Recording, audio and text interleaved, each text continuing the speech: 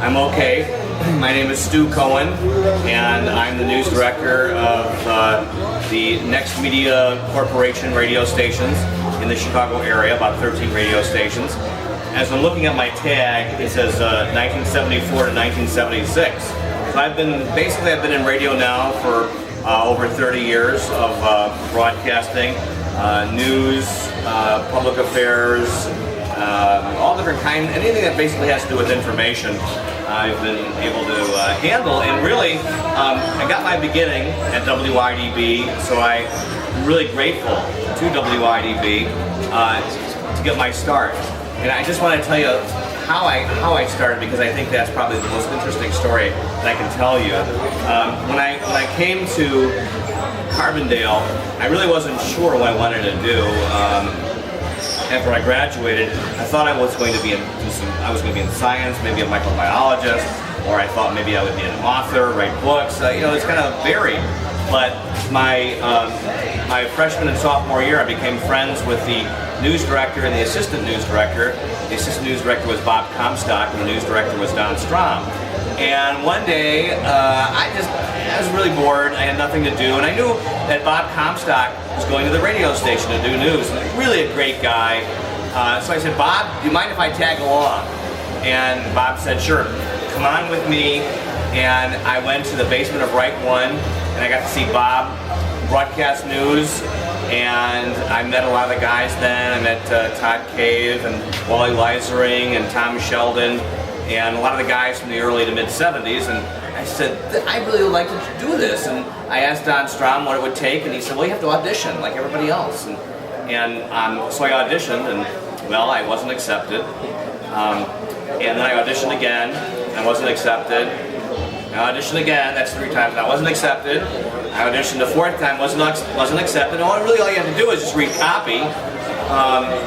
So I remember walking around the campus. This is about 6 months this went on.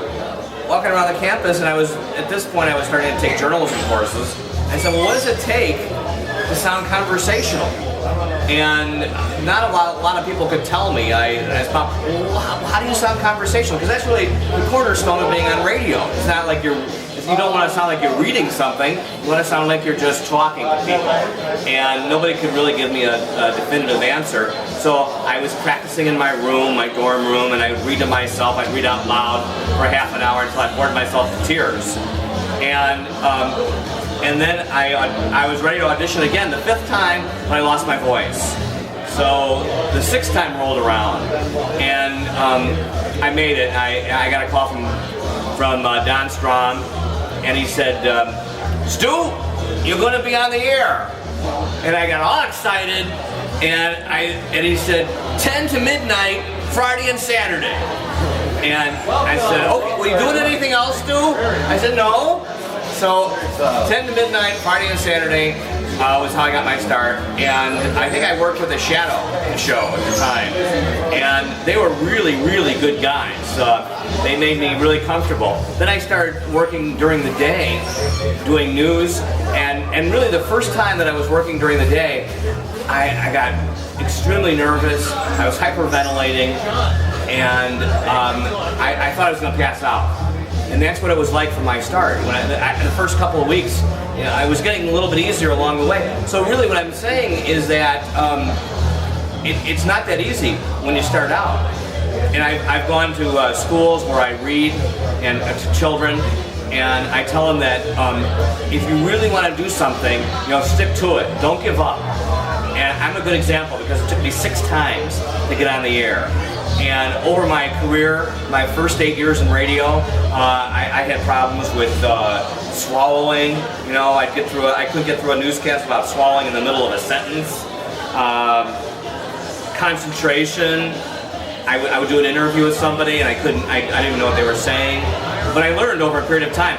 But it was WIDB that gave they gave me the opportunity to make 1,000 mistakes. And so I made my 1,000 mistakes at WIDB, and I covered a number of stories. And then I left, and I started my road to mistakes until I became what I consider a professional. And there was one other story I wanted to say at my phone is ringing, by the way, but that's okay. One other story I wanted to say, and this is really cool, and I think this is still the way people feel when they work at WIDB and they're on the air for the first time. I was at one of the ice cream places in Carbondale, and I asked the clerk. She had WIDB on, and I said, "Can you turn it a little bit louder?" And it was right just on the campus there, and they got the station in. So she turned it a little bit louder, and I heard a story that I did in a newscast, and I said, "That was me," and I was all excited. She said, "That was you?" I said, "Yeah, that was me doing a news story at WIDB," and I got to actually hear it rather than doing it. And I never forgot that feeling. 30 years later, I still remember what it was like, that freshness. And that's really important for those young people that are getting into the business, to always remember the beginnings of their radio career, because if they stay in it, they can get burned out. They got to remember what it was like, and they got to get that feeling in their heart and their soul. And I want to thank you very much. Once again, my name is Stu Cohen, 74 to 76, Assistant News Director at WIDB. Thank you.